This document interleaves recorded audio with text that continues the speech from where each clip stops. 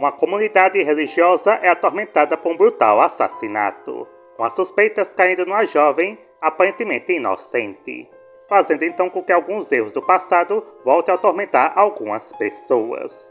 Essa é a trama de Alice Sweet Alice, no Brasil, Alice Querida Alice, também lançado como Comunhão, uma produção de terror norte-americana do subgênero slasher, um dos precursores da época, que não teve um super sucesso no seu lançamento, mas com o passar dos anos ganhou o status cult, entrando na lista dos melhores slasher dos anos 70, e diferente dos anos 80, esses daqui têm uma pegada mais de suspense do que a Contagem de Corpos. Mas antes de prosseguirmos, fala galera, bem-vindo ao canal Horror do Brando, e aqui quem fala é o Brando, novamente para falar com vocês sobre horror e trash.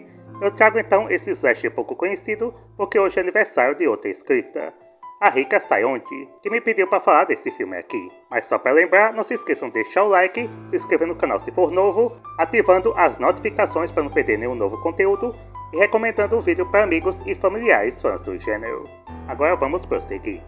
Esse filme foi escrito e dirigido por Alfred Soli, quem se inspirou nas produções do Alfred Hitchcock e no filme Inverno de Sangue em Veneza, de 1973, para assim construir o seu filme, pegando o tema de fanatismo religioso, o que causou algumas polêmicas na comunidade católica. O enredo do filme se passa em 1961 e acompanha duas irmãs, a Karen, de 9 anos, e a Alice, de 12, que moram com a mãe divorciada, Catherine, e estudam no colégio católico para garotas, em que a Karen está prestes a fazer a sua primeira comunhão.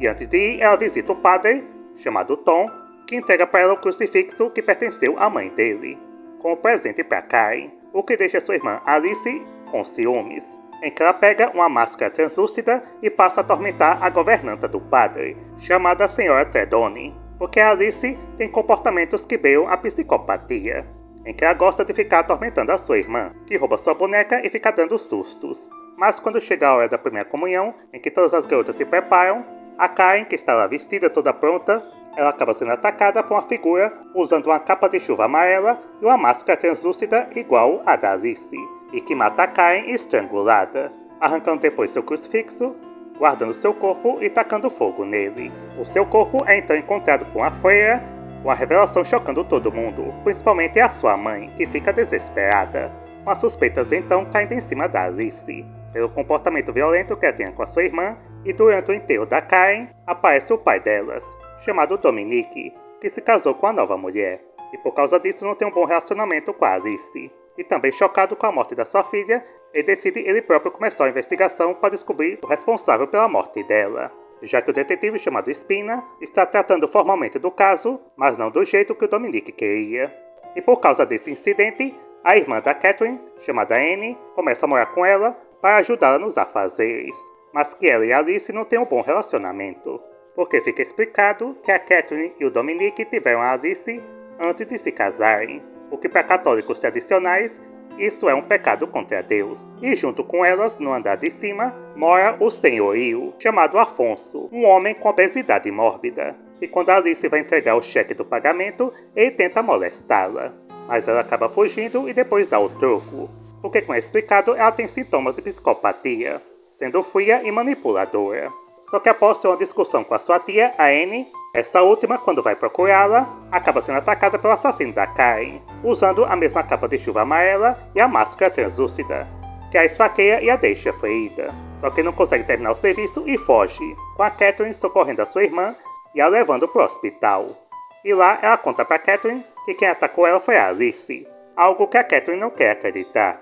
Mas por causa dessas acusações, a Alice é internada numa clínica psiquiátrica, além de ser interrogada pela polícia, até que apareçam provas que mostrem que ela não tem nenhum envolvimento com esse caso. E enquanto isso, Dominique continua a sua investigação, até que recebe um telefonema de alguém que afirma ser a filha da Anne, chamada Angela, que fala que encontrou o crucifixo da Karen e pede para encontrá-la. Então o Dominique aceita e vai até um prédio abandonado para encontrá-la. Só que chegando lá, ele é atacado pelo assassino, que o esfaqueia e o amarra. E nesse momento, ele tira a máscara revelando quem é. Mas antes de irmos para a identidade do assassino, vamos falar antes os pontos positivos e negativos do filme. É uma produção com baixo orçamento, que o diretor tem que ralar para conseguir dinheiro para terminar o filme, mas consegue ser competente, a direção até que é legal, mesmo com algumas cenas toscas, pela falta de verba e profissionalismo dele, mas que não chegam a atrapalhar o filme. A construção de suspense é até que bacana, sobre a identidade do assassino, a motivação, além da personagem da Alice, interpretada pela Paula Shepard, que consegue trazer uma personagem complexa, que ora parece uma vilã mirim e ora parece apenas uma vítima inocente, que não entende o porquê está fazendo aquilo, gerando a dúvida no público se ela é mesmo a assassina. E como falei no começo, o filme teve alguns problemas com a comunidade católica pelos seus temas anticatólicos, já que o filme todo é preenchido por imagens de santos da religião católica, que sempre estão atrás dos personagens como se estivessem observando, gerando uma atmosfera claustrofóbica, com a religião ao invés de trazer paz, trazer medo e desespero, além da parte do fanatismo de alguns personagens, como é o caso da irmã da Catherine, a Anne, e também do assassino, colocando esse tema do fanatismo religioso que faz as pessoas cometerem loucuras em nome da sua fé. O visual do assassino é até que interessante, essa capa de chuva e essa máscara, que fica beirando ao infantil e ao ameaçador, que foi onde o diretor se inspirou no Inverno de Sangue em Veneza, em que neste tinha um assassino que usava uma capa de chuva vermelha, já que é amarela. Mas que mesmo assim é um filme que envelheceu em algumas partes, principalmente envolvendo as questões sexuais com os menores, que faz parte do politicamente incorreto da época, como no momento do Afonso tentar molestar a Alice. Não só ele, como outros personagens que ficam falando coisas esquisitas sobre a Alice, além do olhar dela e insinuações sexuais, o que para pessoas de hoje deixa o filme bem incômodo. Agora vamos para a revelação do assassino. Preparados? Vamos lá! O Dominique foi esfaqueado e amarrado, e aí que o assassino tem a máscara, que mostra que é a senhora Tredone, a governanta do Padre Tom, que fez isso para castigar o Dominique e a Catherine, por eles terem feito sexo antes do casamento. Então ela começa a espancar o Dominique com a pedra, colocando o crucifixo da Karen na boca dele e joga ele do prédio, que acaba morrendo.